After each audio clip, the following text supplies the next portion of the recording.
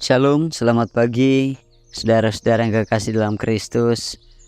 Terus diberkati dan dipeliharakan Tuhan. Saat ini kita berjumpa lagi dalam program Renungan Harian Toraya, edisi Jumat 26 April 2024. Kita akan membaca bagian firman Tuhan menjadi dasar sukacita kita untuk terus dikuatkan hidup dalam kasih karunia Tuhan. Mari kita berdoa. Bapa di surga, kami bersyukur untuk kehidupan karunia Tuhan. Peliharakan kami senantiasa, dan saat ini kami rindu mendengarkan firman-Mu. Biarlah firman itu menjadi sukacita bagi kami semua, dan kami terus hidup di dalam kasih karunia-Mu. Di dalam Kristus kami berdoa. Amin. Saudara-saudara, Kisah Para Rasul pasal 8 ayat 9 sampai 25 menjadi bahagian bacaan kita. Seorang yang bernama Simon telah sejak dahulu melakukan sihir di kota itu dan mentakjubkan rakyat Samaria, serta berlagak seolah-olah ia seorang yang sangat penting. Semua orang, besar kecil, mengikuti dia dan berkata, "Orang ini adalah kuasa Allah yang terkenal sebagai kuasa besar." Dan mereka mengikutinya, karena sudah lama ia mentakjubkan mereka oleh perbuatan sihirnya. Tetapi sekarang mereka percaya kepada Filipus yang memberitakan Injil tentang kerajaan Allah dan tentang nama Yesus Kristus, dan mereka memberi diri mereka dibaptis, baik laki-laki maupun perempuan. Simon sendiri juga menjadi percaya, dan sesudah dibaptis, ia senantiasa bersama-sama dengan Filipus dan takjub ketika ia melihat tanda-tanda dan mujizat-mujizat besar yang terjadi. Ketika rasul-rasul di Yerusalem mendengar bahwa tanah Samaria telah menerima firman Allah, mereka mengutus Petrus dan Yohanes ke situ. Setibanya di situ, kedua rasul itu berdoa supaya orang-orang Samaria itu beroleh Roh Kudus. Sebab Roh Kudus belum turun di atas seorang pun di antara mereka, karena mereka hanya dibaptis dalam nama Tuhan Yesus. Kemudian keduanya menumpangkan tangan di atas mereka, lalu mereka menerima Roh Kudus. Ketika Simon melihat bahwa pemberian Roh Kudus terjadi oleh karena rasul-rasul itu menumpangkan tangannya, ia menawarkan uang kepada mereka, serta berkata, "Berikanlah juga kepadaku kuasa itu, supaya jika aku menumpangkan tanganku ke atas seseorang, ia boleh menerima Roh Kudus." Tetapi Petrus berkata kepadanya, "Binasalah kiranya uangmu itu bersama dengan engkau, karena engkau menyangka bahwa engkau dapat membeli karunia Allah dengan uang. Tidak ada bagian atau hakmu dalam perkara ini, sebab hatimu tidak lurus di hadapan Allah.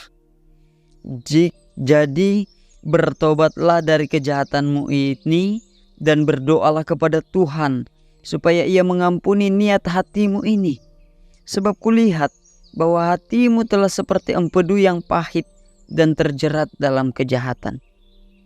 Jawab Simon, "Hendaklah kamu berdoa untuk aku kepada Tuhan, supaya kepadaku jangan kiranya terjadi segala apa yang telah kamu katakan itu."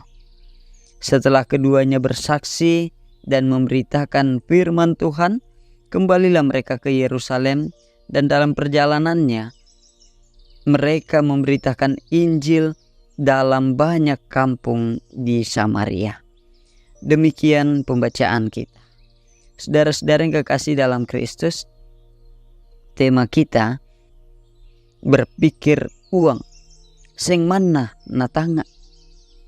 Mungkin kita cukup familiar dengan berbagai kisah orang-orang beruang atau orang kaya yang sangat angkuh dan merasa dapat membeli semua hal dengan uang. Tampaknya di beberapa tempat, sikap seperti itu terpupuk oleh adanya kebiasaan memanfaatkan orang kaya dengan cara yang gampang, seperti memberi sanjungan, seperti angin surga.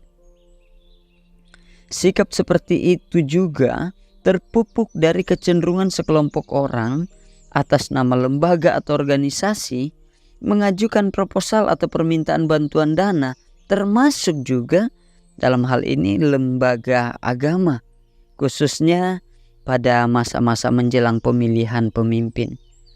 Alasannya sederhana, mumpung ada kesempatan. Saudara-saudara, pembacaan kita memperlihatkan bahwa Simon, sang penyihir kaya di Samaria, dengan entengnya mengajukan tawaran untuk membeli kuasa yang dapat membuat orang menerima Roh Kudus. Ia berlagak sebagai orang penting yang biasa menambah kuasa pada dirinya dengan mengandalkan uangnya. Permintaannya aneh, berakar dalam pikiran sesat, dan hatinya pahit serta terjerat kejahatan. Pikirannya harus diubahkan. Dia harus bertobat, sebab tidak mungkin membeli karunia Allah dengan uang. Saudara-saudara, tentu saja tidak ada lagi di antara kita pada masa kini yang berpikir seperti Simon, pikiran sihir dan berpikir uang, money minded. Yang sangat mungkin adalah kecenderungan menggunakan uang untuk memperoleh sesuatu, misalnya kuasa, pengaruh, atau hal lain yang kita anggap penting atau punya nilai. Kita bisa tergoda untuk berbangga-bangga disebut donatur. Dalam masyarakat beragama, biasanya tindakan memberi sumbangan untuk lembaga atau suatu kegiatan keagamaan akan mendapat nilai dan penghargaan tersendiri. Namun saudara-saudara, hati-hatilah jangan sampai kita terjerat atau tersesat dan mengikuti jalan si Simon penyihir kaya itu, yang hendak melakukan satu perbuatan tercela di hadapan Tuhan. Namun ada sikap positif dari Simon, si penyihir kaya yang bertobat, bahwa dia memohon supaya Tuhan mengampuni dosanya. Terpujilah Kristus. Haleluya. Amin.